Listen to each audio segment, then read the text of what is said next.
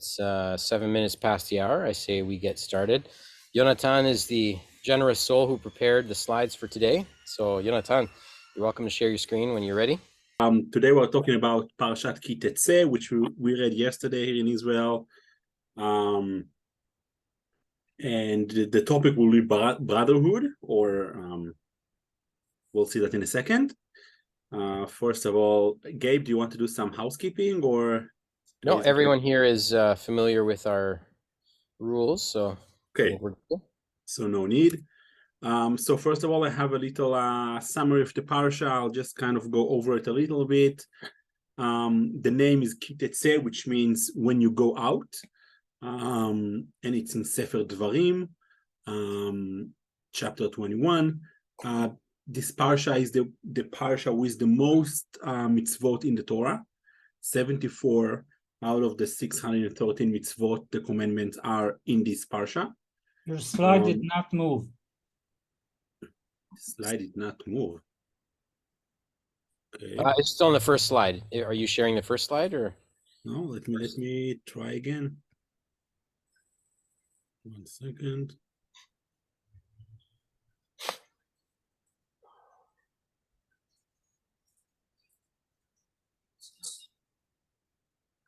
First slide. Still the first one? Choose on, I see on the left, the list of the slides. You can choose number 2. No, but We're on the first slide right now. Yeah, is what we see. That's it. There you go. Perfect. You're on 3 now. Yeah. We're on the summary. okay. Okay, so there is 74 mitzvot in this parsha. Many of the famous mitzvot, which we know are part of this parsha, including the law of beautiful captive, how you should treat her, the inheritance of the firstborns, the whole story of Ben Sorer Umore, the rebellion son, the whole how do you deal in dignity with dead bodies and so on, Hashavat Aveda, returning of the lost objects, the Shiluach Haken, which is the sending away the mother bird before taking the eggs or the young, building rails around around the roof, and all kind of other mitzvot. There is also a bunch of stuff about just say that it means laws. Right. Not everyone knows that word. Okay. So a bunch of the commandments or the laws. Okay, so there is also including some purity of a military camp, the fact that you are forbidden to turning back to his owner and escaped slaved, and a whole bunch of mitzvot of how you treat the more miserable part of society, not giving them like very harsh loans, and not collecting their possessions, if they cannot pay the loans, and all kind of stuff around that. And then the end, there is a few psukim in the end which are kind of not connected to the parsha, but maybe they are. We'll see about that. And they talk about the mitzvah, the law to remember what Amalek did to us when we were on the way from Egypt. So that's also here in this parsha. So it's a very packed, very busy parsha. Let's see. Okay. Do you guys see the different screen now, or stay the same? Still on the summary. Number 3. I don't know why. Maybe just give it a second to. There you go. Now we're on the next slide. Now we're okay. Okay. So we are going to focus on, when I was reading the parsha, I noticed there is 2 words that have very similar meaning, but not the exact same meaning, that kind of repeating throughout the parsha. One of them you can see here, re'echa, which means like your friend or your fellow Jewish person. In modern Hebrew, it will be more like your friend, kind of. And it appears many times in the parsha. I brought two cases, just so we can have something to discuss. The first one is כי תבוא בכרם רעך ואכלת ענבים כנפשך. meaning when you enter a fellow Israelite's vineyard, you may eat as many grapes as you want until you are full, but you must not put any in your vessel.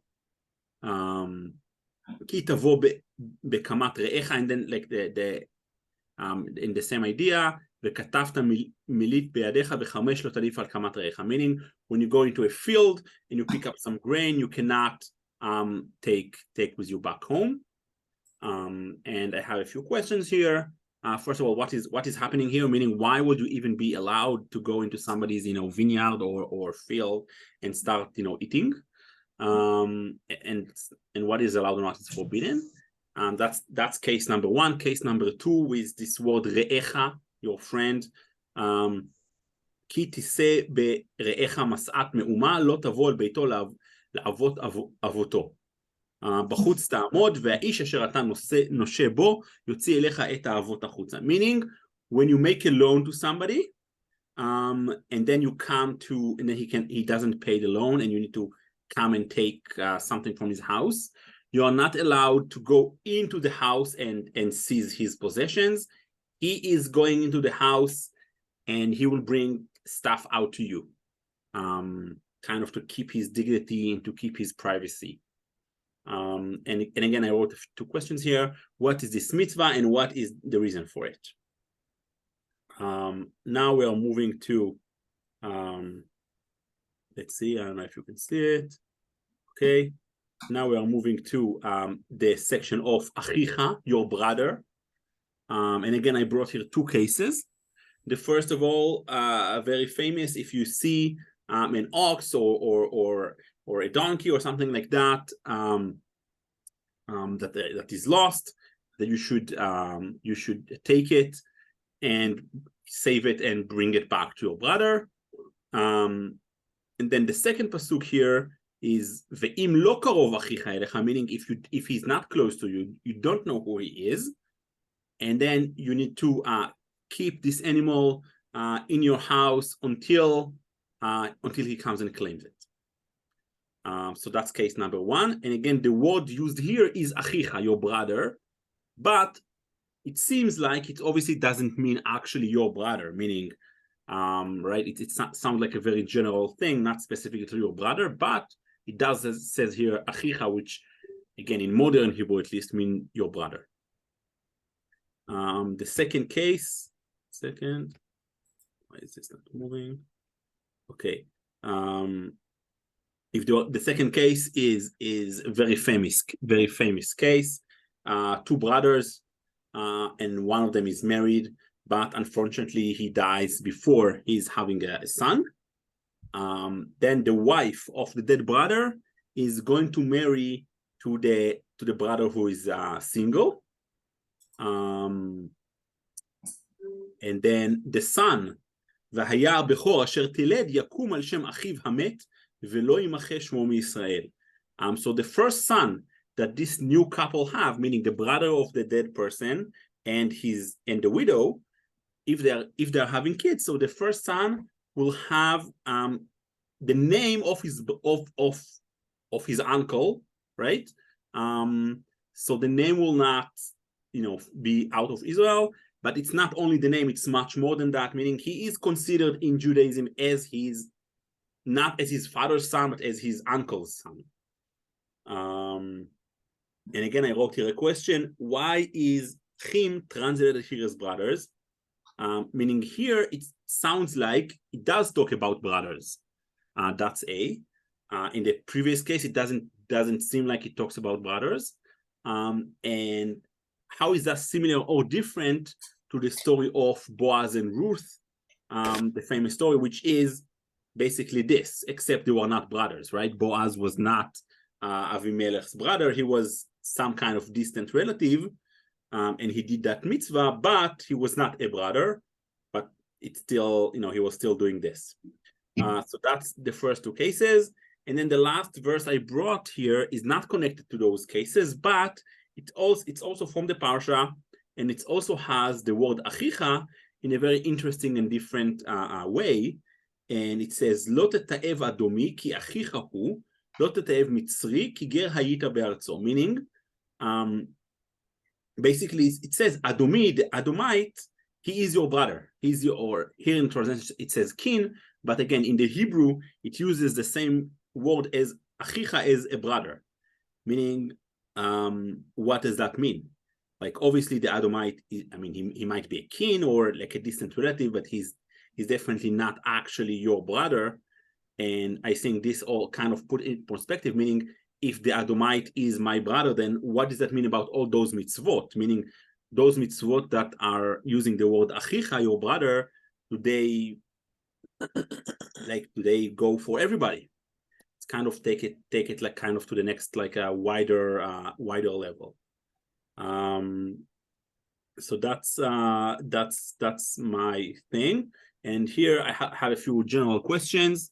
The term achicha and re'echa reduces the applicability of the mitzvah, right? So meaning if you are saying a mitzvah and you're saying this mitzvah is only for your brother, only for your re'echa, your friend or your fellow Jew, right? So it means it does not work on everybody. So why does the Torah use them so many times in our parsha? Meaning, if this mitzvah is important, shouldn't it be for all Jews or for all humans? Why do we need to specify those words? Second question is there a difference between re'echa and achicha? Right, the Torah used both terms in the same parsha many times, but there is two terms, so there must be some kind of difference. 3, is achicha limited to Jews only, right? Meaning we just saw a case where the word achicha, your brother, talk about non-Jews. So how does that affect the mitzvot in our parsha? How does that affect all those laws that are to your brother? And then the last question is the last mitzvah, meaning the case of Amalek, the last few verses of our parsha, connected to our parsha, and how? And why was it placed here? That's it. That's my questions. Great, thank you, Jonathan. All right. Very challenging. Yeah.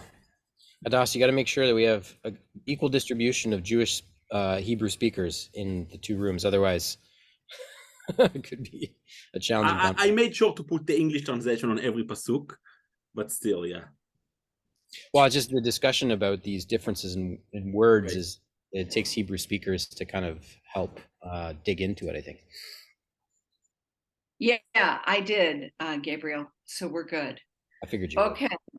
All right, let's do this. We have equal rooms, 3 rooms.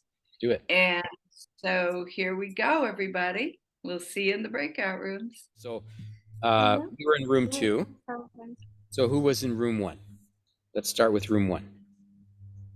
That was Yair and Dean and Kenneth, and I believe Mary was in there. Moshe.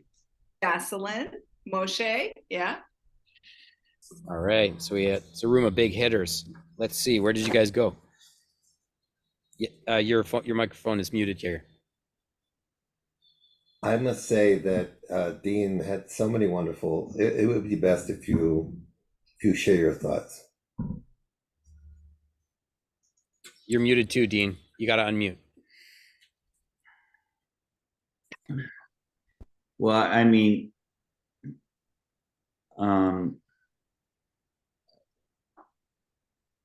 thanks, Yair. I owe you. Called a punt. First of all, I think for the Christians here, this is such a significant Torah portion to really understand our New Testament. If I could be so bold in saying that, because the reality is we're really taught brotherhood here, and I even checked it out right when, as Moshe said, there was only 4 people on the earth. There was Adam and Eve and 2 brothers, okay, and one kills the other. But if you take a look at that correspondence between God and Abel, or Cain, pardon me, you realize that the the conversation has to do with he's using not the achi, it's the 4-letter one. What's the 4-letter one? How do you pronounce it? Achicha, Achicha. your brother. Yeah, but ultimately Cain says, hey, am I my achi's keeper? You know, am I my brother's keeper? So I think we were concluding in our group, correct me if I'm wrong, or add in any other one who is not jet-lagged, that the reality is we need, although there is reason to distinguish brotherhood, for example, excuse me, I'm backing up a bit before I come to my conclusion, is, again, for some of us Christians, you might remember when Jesus goes, hey guys, we got some goats and sheep here, okay, and I'm going to separate them. And the separation is based on how we dealt with Jesus' biological brethren, okay? If we didn't deal with them well, we end up becoming on the goat side. If we deal with them righteously, we end up on the sheep side. And for some of us here, we know that the word in the Greek has to do with the biological brother. So there is reason to distinguish what kind of brother is a brother, as opposed to the broader sense, or the one that's going to invoke us to love as if he is our biological brother. And I mean, Good Samaritan, love the Lord thy God with all your heart and all your soul. That word neighbor, as we have in the New Testament, Moshe rightly brought out that in Deuteronomy 6, that word is not neighbor. What is it, Moshe? Reacha, the same word we're talking about, which is reacha, which is your fellow. Mhm. So it's, you know, when we begin, I think it's just helped me to better understand some of the parables that are in the New Testament, and to see that there is this real call in a lot of those parables to what we're seeing here is basically instruction, is to be able to love other human beings around us as if they were our own. They are us. So there's this call to oneness and to love. And I think that's sort of what was coming out. Did anybody else want to add to that? Yair, Moshe, Jocelyn? I loved the fun that you caused us in the very beginning when you asked how many of the commandments in this week's Parsha do we find in the book of Ruth? And we started going through, we found that there were so many of the commandments that appear in this week's Parsha really find their way into the book of Ruth, and that was lots of fun. And we pointed out how the word achicha is really used in many different senses. Sometimes it's your biological, sometimes it's even goes so far as to relating to nations as your brother, as in the case of Edom, Edom himself was, of course, the brother of, or Esau himself was the brother of Yaakov, but we have to treat all of his descendants like as if they are brothers. So the notion of brotherhood, fellowship, has to extend. And I know sometimes Dean says that he is kind of a descendant of Esau. So it says in the Torah that you're my brother. I don't even understand the question. You know, and yet back to the distinguishing thing, we didn't bring it up, but I needed to bring it up. I intended to. 23:7 of Deuteronomy, it says, you shall not abhor an Edomite, for he is your brother, and you shall not abhor an Egyptian, because you were an alien in his land. When you see that word Egyptian, you have to think African, okay? If you only think of the Egypt around Cairo, so why does God go to an awful lot of trouble to pull those ones out and be able to label? And having just spent 3 weeks in Kenya and Uganda, I can tell you that it's because the Egyptian or the African has a very significant end time purpose that is for all the earth to be able to see. We see in Isaiah 18:3, and it's so vital that none of us abhor the African. And quite honestly, through history, they have been abhorred, okay? Wherever they live, whether it's on the continent of Africa or in, we have problems throughout, the nations. So I just realized, to be able to see that it was important for Moses to write this commandment down is so that someone could look at it years, centuries, millennia later and say, hey, we've been warned, this is not good, because if we do this, we're going to miss the African part in the Bible story, which is very significant in the end times. I'll add another point I mentioned in our group very shortly, that there is I think it's a misunderstanding of the verses in our portion, with all the achicha and reacha, with your brother and your fellow, in which it can be explained, and usually is explained as, if he is your brother, you have to behave so and so. I'm taking it into the if then, like in programming, okay? In computers. If he is your brother, you have to behave so and so. And I want to flip it and say that if you behave so and so, he becomes your brother, he becomes your fellow. That's the way you create the atmosphere that is you can feel through the whole verse or through the whole Torah. So making brothers isn't all about mom and dad. Making brothers, we can do it too. I can tell you that when one of our sons donated a kidney, and Dina and I met the family of the person who received the kidney, and we instantly became one family. There's so many ways to do exactly what Moshe said, which is when we give, when we connect, we really become family.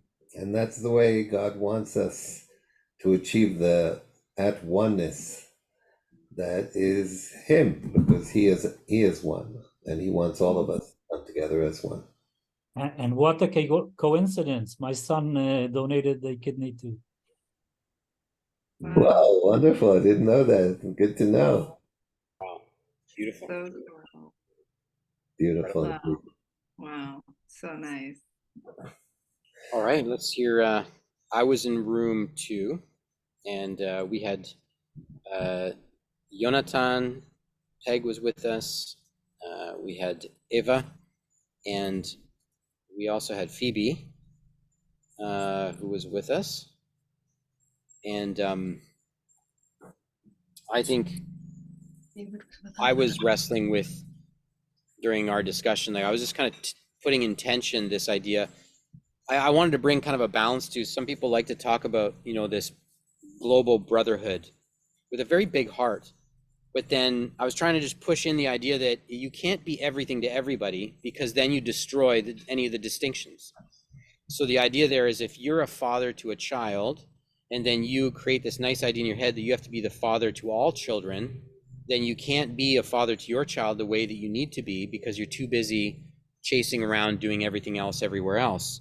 So there is this balancing act where you want to have this huge command, this mitzvah on your shoulders that says, you need to have this heart of brotherhood and of familial responsibility towards, all of your brothers with a big word, or your fellows as a big word. But then you also can't abdicate your specific engagement and responsibility to those who are most dependent on you and need most from you.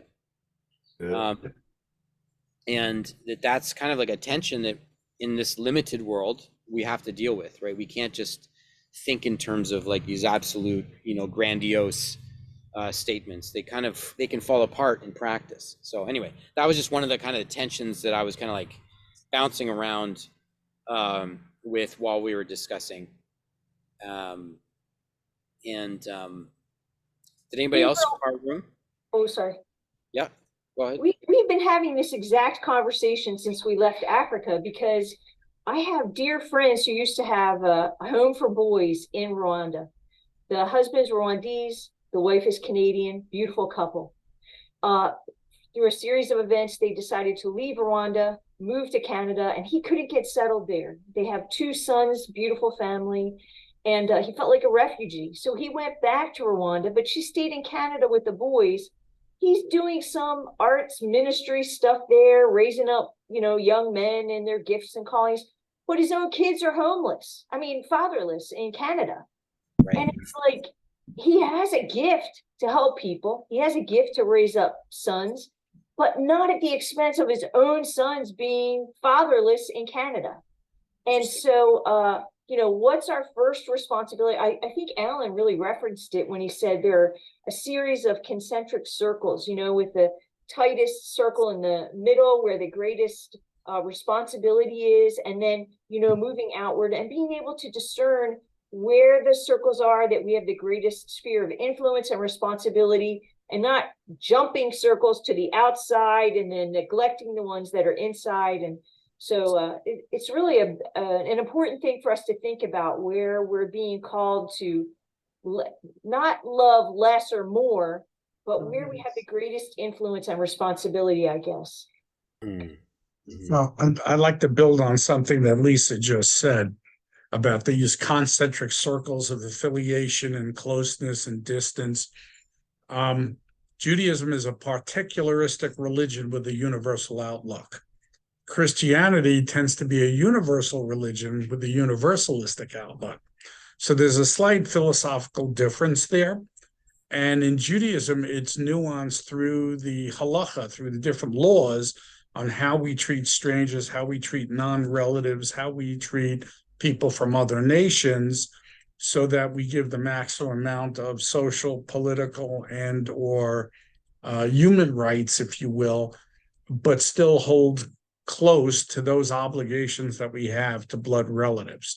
So that's how that tension is sort of managed within Judaism.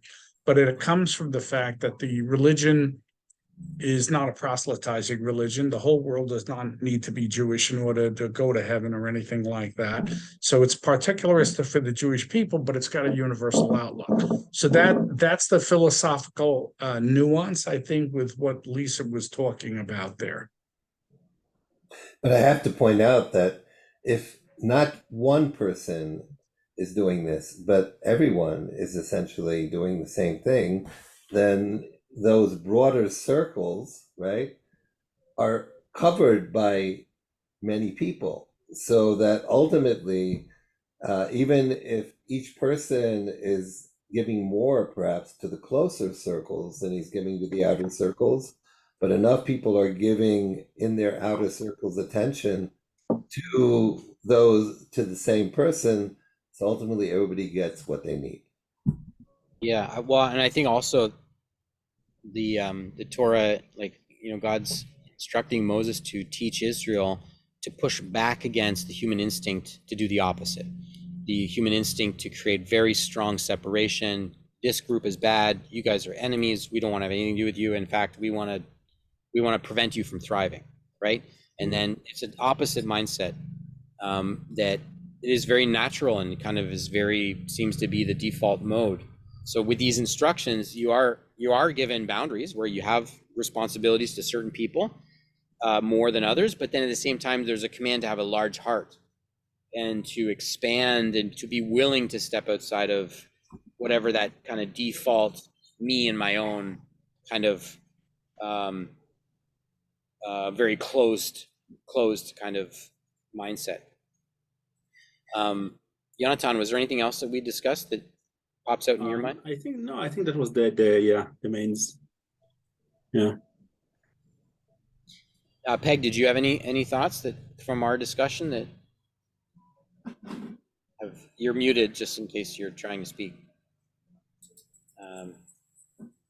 I think the discussion has really broadened what we were talking about. The thing that disappoints me isn't there isn't more time to look at some of the other things in this reading, because with all the gender confusion that's going on right now, if we'd have looked at 22:5 and taught that right from childhood up, we may not be where we are today with all this horrible stuff that's going on. A woman shall not wear anything that pertains to a man, and a man, nor shall a man put on a woman's garment, for all who do so are an abomination to the Lord your God. I wish that, that the commandments, the instructions, the manual for life that the Torah is, would become so much more prevalent in all circles. Peg, what you said is just so profound, because it's almost like now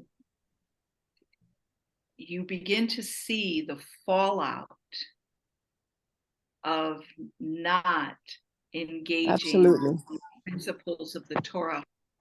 Yeah.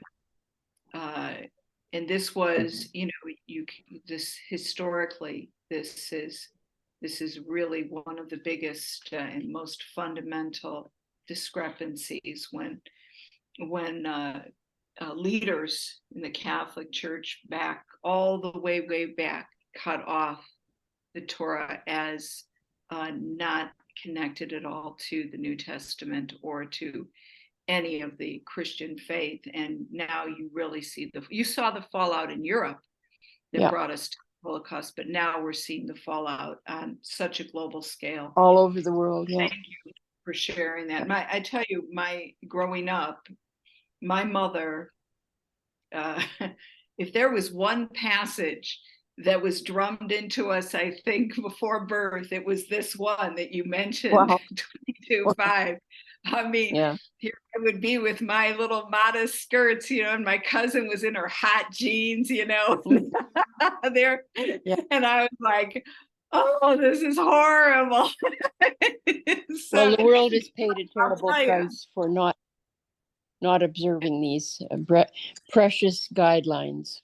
Yes. The world has paid a terrible price. Terrible price. And I agree. Terrible. Did anybody else want to share any thoughts before we wrap up today?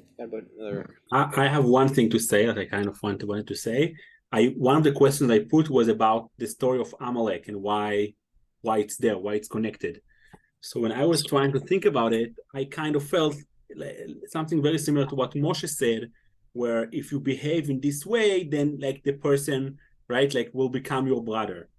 Meaning like a lot of those mitzvot are kind of mitzvot that you have to go the extra mile, right? It's not just something simple, don't eat this, don't do that. It's something that you need to have more intention, more like you have to focus on. It's something bigger, right? And that's why maybe the Torah is saying your brother, because it's as if you're doing it to your brother. And then I was thinking about Amalek, and I was thinking Amalek is exactly the opposite, meaning they went out of their way to do harm. Yeah. And I think, I don't know, from my point of view, at least, this is the connection, kind of to show us what happened the other way, what can become from the other way. Yeah. Nice. Good. Or to say, I think there's like a contra to everything where we say, yes, we have to have a big heart, like Dean said before, but we shouldn't take that heart to a place where we essentially embrace people who are really out there just to cause you harm. I have to admit that I committed a grave sin. I didn't invite room 3 to share. Hopefully you won't punish me too harshly. That's not too late. Gabe, you're fired. 40 lashes. Maximum 40 lashes. It's in not too late. All right. I think you guys covered almost everything we talked about. We got on the Levirate marriage, though. But I did, before we go, and then Eve, get ready. All right. I did before want to make mention of this this issue, we brought it back and back and back about thy brother, the Edomite, and the Egyptian. I just wanted to read a very, very, very short commentary on that, that we read in our room as well. And it was the reference to thy brother, thy blood brother, therefore must not be placed under a ban of exclusion. And the Egyptian was mentioned, and Egyptian. Now, this is interesting. The oppression of the Egyptians was the act of the pharaohs rather than the will of the people. Israel had found a home in Egypt, and the Israelites were guests, gerim, in the land. For this, the Egyptians must be remembered with gratitude. National gratitude is as rare as national self-criticism. Israel is the classical example of both. So I thought that was just so beautifully said about how God made that distinction between what the leaders did and what the will of the people was. So, and on that note, we also got into the levirate marriage. That was the one area that Eve, where are you? Where did she go? She's here. Hiding. Unmute, Eve. How unmute yourself. As we got transferred over, she was sharing how this was not the levirate marriage, but the polygamy, because the question, and Lisa brought this in, was what if the brother was already married, when the other brother died and he had to take a second wife? And how did that work? And so, it got to be quite a conversation. But Eve then brings in the very interesting dynamic of the culture up until this day. So Eve, are you stuck or are you there? He's here. I'm here, but I'm trying my best to hide. So yes. So this does happen. It happened to an aunt of mine, uncle of mine. But the understanding is that in the African culture, and we found it's across Africa, Kenya, Uganda. So a husband dies, he leaves a young wife. Then it's the brother who is alive is beholden on him to take up this lady and complete and marry her and continue where the brother would otherwise have left off. And part of it is we don't want her to be lost from the clan and the family. She becomes extremely vulnerable without a husband and someone who protects her and watches over her. And I was saying, so are we who brought this to us? How come it is so prevalent in the African culture? And up until Christianity came, and even post-Christianity, there is still a bit of a struggle in that direction. We don't want to leave our widows unmarried. But, but now with the Christian understanding of things and one man, one wife, so it has brought that tension and conflict. And of course, the women are now saying, hey, we no longer want to share our husbands with anybody. You love me, me only. So, but we missed talking about the other 74 mitzvot, which, as Peg said, in another group, we went in the detail of it.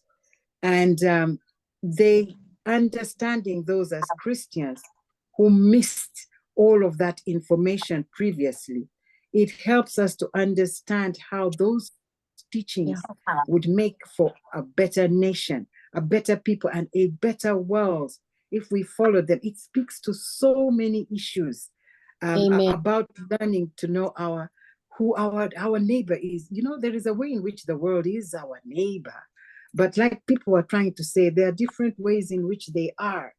And having a mindset that wasn't so self-protective. I think when Israel came out of Egypt, it was about survival. They had been taught to look after yourself. Who is your neighbor? The other one is your enemy.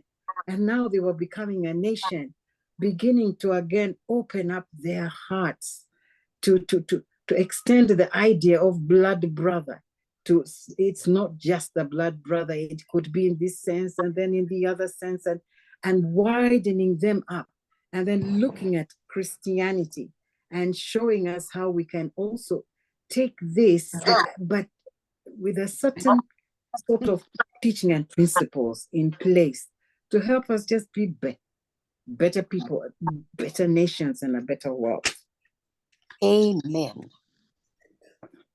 Beautiful.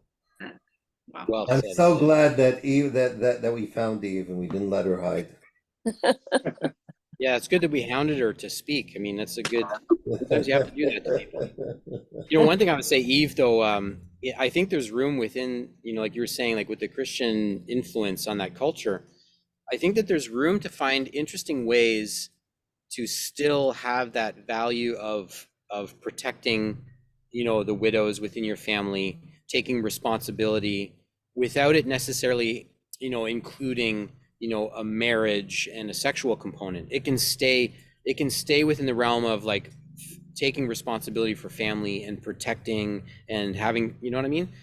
There are ways that we can do that, you know, that It's called community. yeah. But some people have to take responsibility. Like you have to push forward. You can't, it's not just going to happen by accident, right? So I think that's the thing.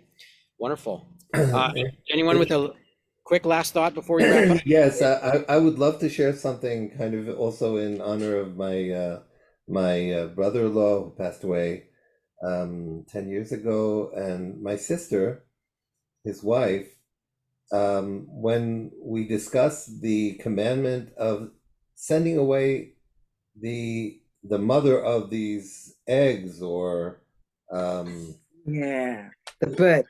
The question, of course, that always comes up, well, why aren't we allowed to take the mother? I mean, if it's compassion, then we shouldn't take the eggs and the birds either. I mean, so what is this whole point? And it's very, very interesting that there are only 2 commandments in the Torah that say that if you do this commandment, then you will also live a long life.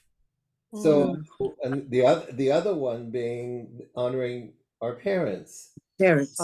So my sister said that it's about being sensitive to the natural instinct of a mother and not taking advantage of it. In other words, they know that the mother will never leave her children or eggs, and a person could actually, if he didn't send her away, he would say, I'll take the eggs, the mother will come and I'll take the mother too. But it's so important to be sensitive to the natural instincts of motherhood, or the natural instincts of gender, to let nature remain organic the way God created it. And I think that's really the beauty of that commandment. Compassion. There's so much to study. You know, we've been doing this 13 years together, and every time we hit these amazing passages, this new things pop up. It's like, how can this keep happening? It's wonderful. Thank you, everyone, for the wonderful discussion. It's love to wish you a Shavua Tov, a happy week, and we'll be back together next week again. Shavua Tov. Shavua Tov. Bye, everyone. I hope this is a quick question, since I don't quite understand it. We discussed the Parsha, and this is the one that you have been reading for the past week, or is this started today? What do you recommend for getting the most out of the Parsha readings? Could you help me? Well, we actually read the Parsha on Shabbat. So yesterday, so we had great opportunity to think about the Parsha before our meeting, which is with the advantage of having this meeting after the Shabbat. And I think it's a wonderful opportunity every Shabbat for everyone to look at the questions of the Parsha that are distributed before Shabbat, and to start the study together with all of us on Shabbat. There is a custom that the week before the Shabbat, is connected to the coming Shabbat. That means that there is a custom that you learn a 1/7 of the portion every day. So you learn, you can, if you want. Custom is you can learn the first piece on Sunday, the second on Monday, and then when you get to Shabbat itself, you hear the whole portion when it's read from the Torah itself, and you can finish learning the seventh portion, and then on the afternoon prayer of Shabbat, you already read the beginning part of the next week. So that begins the cycle of the whole week, preparing yourself to the next Shabbat. Thank you, Moshe. I think a very, very important anecdote, I guess, for these questions is that when I met Dean, my sense of brotherhood, of achicha, radically changed. In other words, and I think that we can see from the examples, the many beautiful examples that Yonatan brought, how achicha is really used in many different contexts. It's used, for example, with the Edom, or the nation that was born of Esav. Esav was the brother of Jacob. So the Torah actually treats the entire nation of Esav, a nation that wasn't always that friendly with Israel, but nevertheless, we are told that we have to learn to treat him as a brother. That's an amazing concept. And then you have achicha in the sense that would appear to be your biological brother when it comes to yibum, or taking into your house the wife of a brother who passed away without children, and taking the wife actually to bring forth children that will be associated with the brother. So we actually have like brother in the minimalistic sense, and we also have the notion of a brother to anyone within Israel, and even to other nations that God would like to see us cultivate brotherly relationships with. And they include, for example, the descendants of Esav. So brotherhood is something that can expand, and I think that's perhaps the Torah is calling upon us to extend our notion of brotherhood.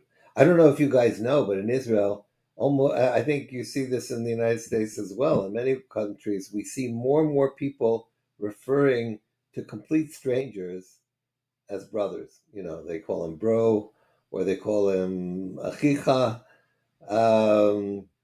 Sometimes it's even startling to me, because I'm used to thinking of an Arab as a cousin, but he refers to me as a brother. So it can be very confusing. But maybe there's something about our times that is really encouraging us to treat even those that were once considered distant from us, to welcome them into a deeper relationship. Bonus question. In this particular Parsha, how many laws do we find in the book of Ruth? Have you ever done that study? No, I haven't. That's an interesting question for sure. Yeah, just as he was going through it, I think I counted at least 4, but I suspect there's many more. I am completely sure that you're right. There's no question in my mind that there must be even close to 10, I would think.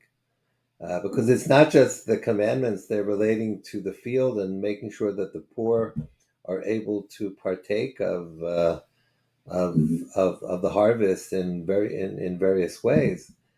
But you even have this notion of blessing people with God's name. That was knowing, for example, that God's name is something we're very careful about, and knowing that that the Torah actually says that when you bless a person, you can use God's name. That's a very big deal, and of course. But I could imagine a great teaching where you just take the book of Ruth and you just take this particular parsha and you show two things. A, the brotherhood, okay? You know, you can actually point out various scriptures where this Gentile is, you know, following the harvest laws, okay? Where Boaz and the other fella are actually following the laws of the redeeming of the land and marriage. So you see all these things just boom, boom, boom that quickly. By the way, I remember Specifically the marrying of the widow too. Oh, exactly. And the laws pertaining to the or not to shame her.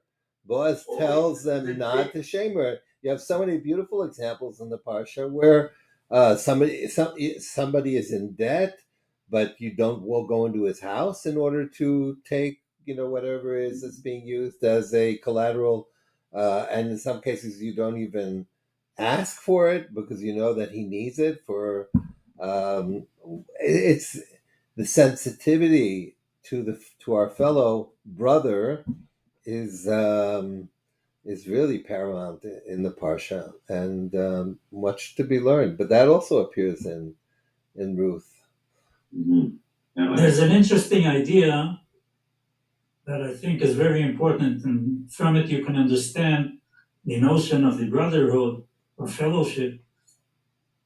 It depends how you look at the mitzvah, at the command. You can, if we take the terms from computers, from programming, if then. So the basic way you can explain these verses is, if he is your brother, you have to behave so and so. But if you flip it, I think it makes very interesting sense. Oh. If you behave so and so, then you make him a brother. Lovely. That's the way you create fellowship and brotherhood, by a specific way of behaving. You know, that is, boy, you just helped me know another. This happens all the time. You know, you say something and all of a sudden you just help me understand my New Testament in another perspective. I think you're accurate, because, wow, that is. But even look at the slide right in front of you. Here it says that if you enter a fellow vineyard, right? It doesn't say Israeli in the verse, but okay, we enter into a fellow vineyard. You may eat as many grapes as you want until you are full, but you must not put any in your vessel. That's exactly what Moshe just said. You're going into a vineyard of re'echa. It doesn't say your brother, right? Re'echa is, you don't feel family related to him, but he's a companion, a friend, and perhaps exactly like Moshe described, if you welcome him to also enjoy from the fruit of your vineyard, then you are making him much more than just a re'echa. You're making him into a brother. Oh, yes. There's an interesting letter game that I sent now on the chat, and I'll explain it. Let's leave the first one alone for a minute. We'll go to the two letters. The two letters Aleph and Chet are Ach. Ach is a brother, okay? If we add another letter, the Reish, It's Aleph Chet Resh, which is Acher, which is the other. The word other is Acher. But if you add another letter, the letter Yud, it becomes Acharai, which is after me. You ask him to join you, come after me. And sometimes if you add another letter, which is the Vav, it becomes Acharav, which is after him. So it becomes a two-way venture. The evolution of relationship. Okay, and the last thing is if you add another letter, the last sixth letter, which is tough, it becomes the word achrayut, which is responsibility. So now let's go back to the first letter, which is aleph, which is one. So if you put all of this under one, and we all know who the one is, if we are under Hashem, under God, so then brotherhood and companionship and responsibility get a meaning. Beautiful. Wow. Clever. Kenneth, welcome from Uganda. You have your hand up. Go ahead, please. Untitled Chapter.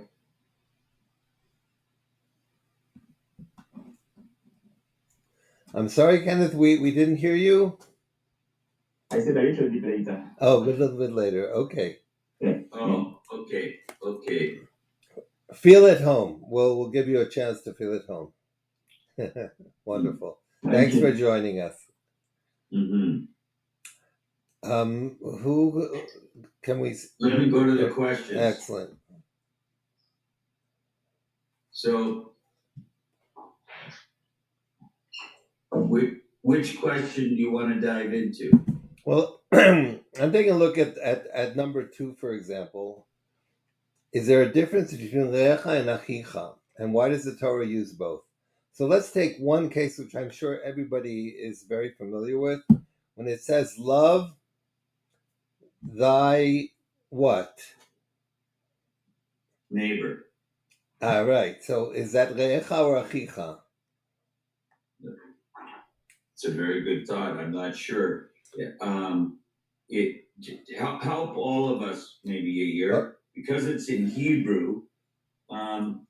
If you were to put those two words in English, what would they be? Well, that's very interesting because I noticed when Yonatan was presenting these various examples, how even the English translation was constantly changing, because as we saw, the word achicha, or your brother, is something that breathes. It can be very narrow. It can be very, very broad. And as Moshe pointed out before, the point really is to extend our sense of brotherhood to beyond our biological siblings, to all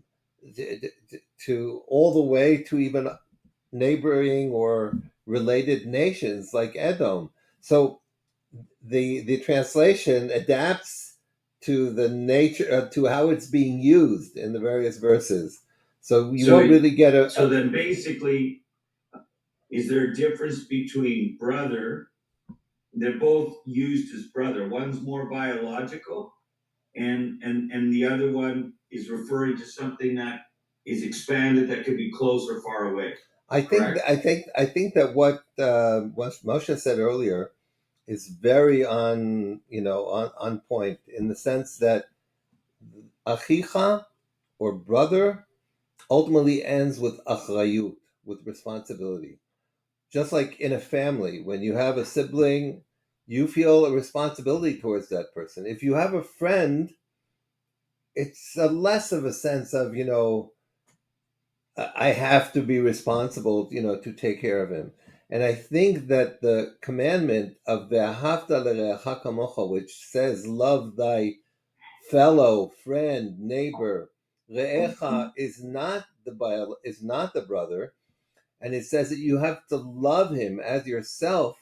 God is essentially commanding us to take our re'echa, those that we don't necessarily see as brothers, and learn to love them, whereupon they become our brothers. So there seems to be a very clear and systematic effort on the part of the Torah that we should extend our sense of brotherhood in growing circles, and to convert those who we see only as friends and companions into actual brothers. So that's interesting because in many ways what you're saying is, Hear, O Israel, the Lord thy God is one.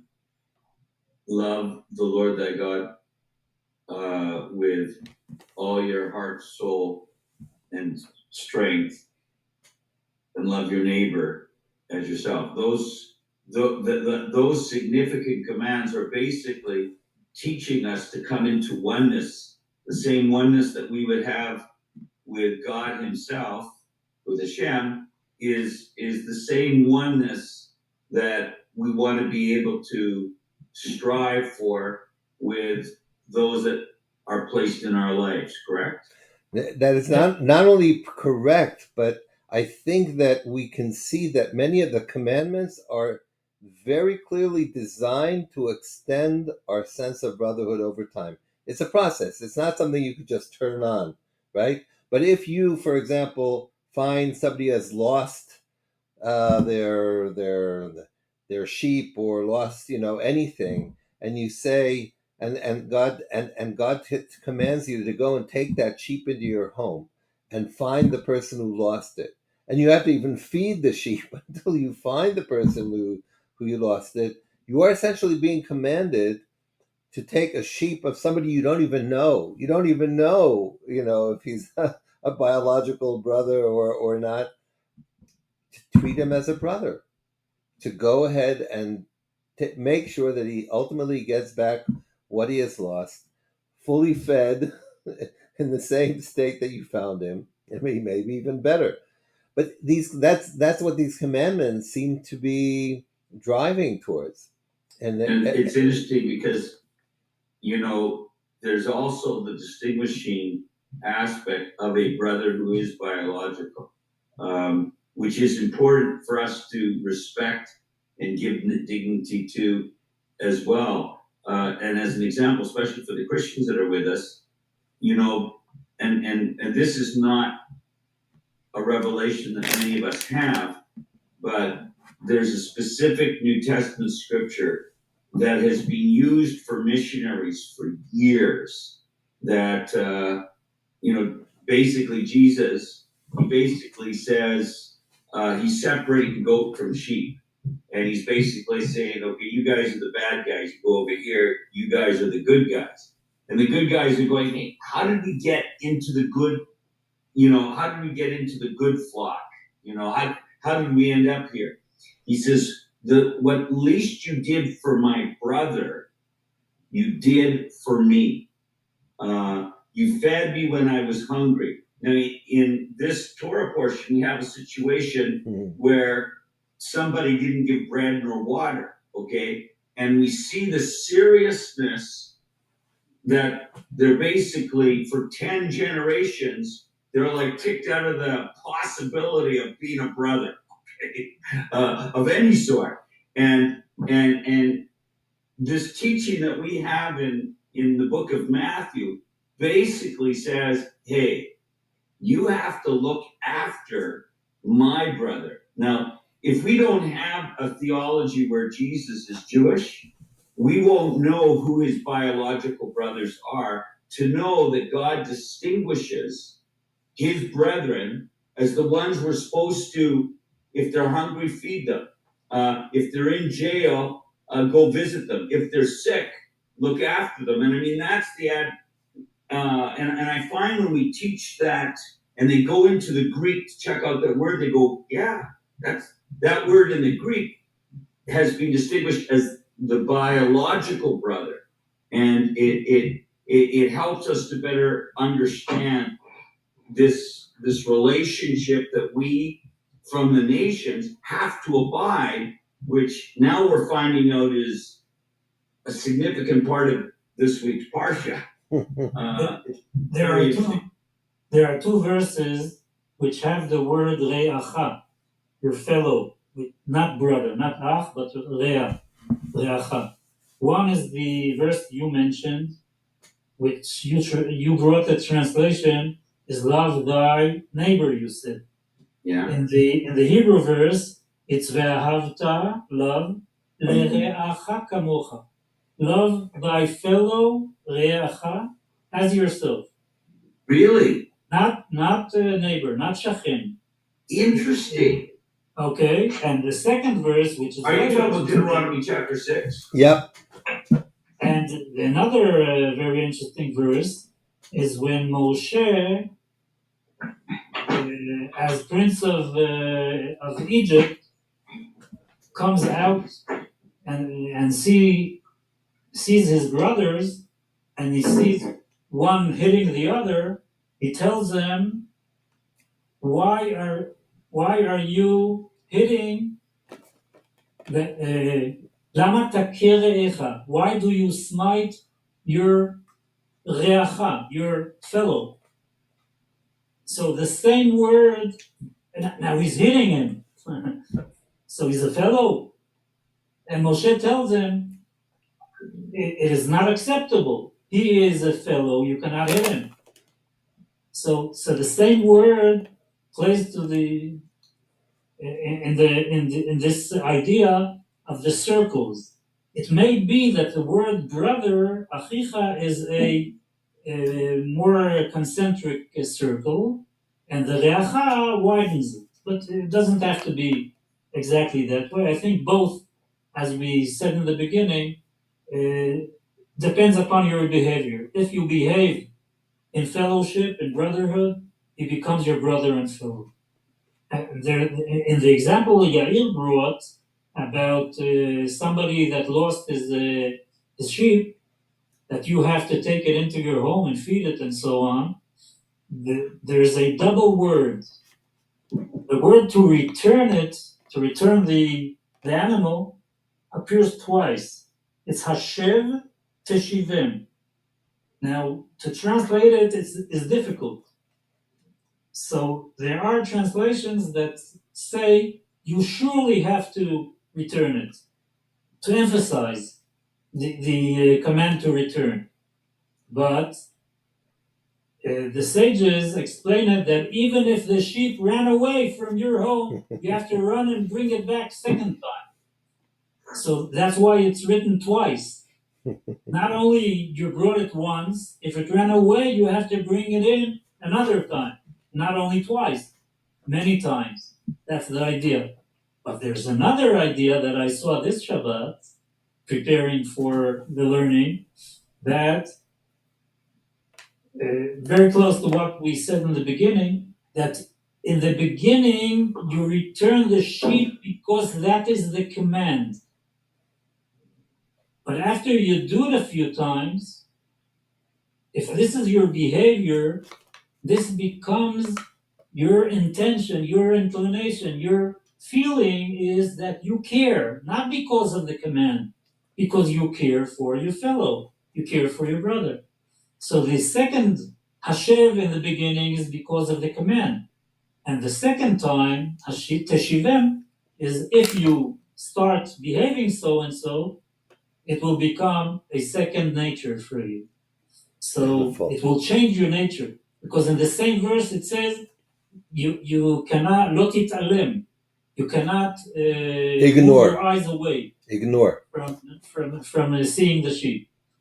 You have to pay attention and bring it into your home. So paying attention is a change of nature, because usually the natural nature is, why should I invest my time and the effort for somebody else? I don't know who he is. But after you learn that this is the atmosphere that the Torah wants you to be in, your your nature changes. It's so beautiful what you just explained. I would even say it as follows, that in the beginning, before you start listening to the commandments, when you find something, you say, oh, great, treasure, it's mine. And at the end, after you do it as a commandment, after a while, you start saying, oh, poor guy, the one who lost this. You know, you empathize with him and you say, oh my goodness, I really have to make sure that he gets it back and go through all the process of that we already described in order to achieve that. So it really, it's a change of heart. It's a change of heart. It's a circumcision of heart. Yes, there's a beautiful NGO that was established a few years ago, 10 years ago, quite new, which is called Yedidim. Yedidim is friends. And you see many cars that have a sticker on the car with a phone number that you can call. And almost everybody puts it in his cell phone, in his list of phone numbers, because if you have a problem with your car, with the ignition, with a puncture in your car or whatever, any problem, you can call this number. And in Israel, which is a small country, it takes a few minutes, and one of the volunteers of this NGO will appear, not take a dime, and help you. Change a tire, help you to light your ignition and so on. It's a beautiful NGO, Yedidim, friends. You know, you gentlemen have offered a key to better understand so much in the New Testament. In fact, I just checked it out in the book of Genesis or Bereshit, where Abel and Cain are involved. It's interesting because the question that God asks Abel, where Abel is your brother, but he uses the word brother as the achicha. I'm sorry, I'm not pronouncing it. Achicha, right. And the response is, I do not know, am I my achi hashomer? Am I my brother's keeper? Hashomer achi anochi, right. But all through the rest of the talk with God looking for his brother, okay, it's basically using the broader one, with Abel, and yet Abel, I don't know, am I my brother's keeper? He comes back with using he's the only one that uses achi. So what do you make of that? Now it's all through the New Testament too. There are only 4 people in the whole world. Yeah, I know. That's what I'm trying to say. It just goes to show you that the entire story of mankind is the story of learning what true brotherhood is. That in the beginning, even the biological brothers don't have enough empathy to each other that they can actually kill one another. And in the end goal is that everybody who has an image of God within him, and that of course is all of us must be truly not just viewed and treated as brothers, but we should empathize with all of them, and we should really take responsibility for all of them. And that is, one might say that is really what God wants to educate all of humanity with, a true sense of brotherhood the way it should be. So I mean, the goal is whether he is my biological brother or not, I've got to take steps to love from a place of making him my achi. Right.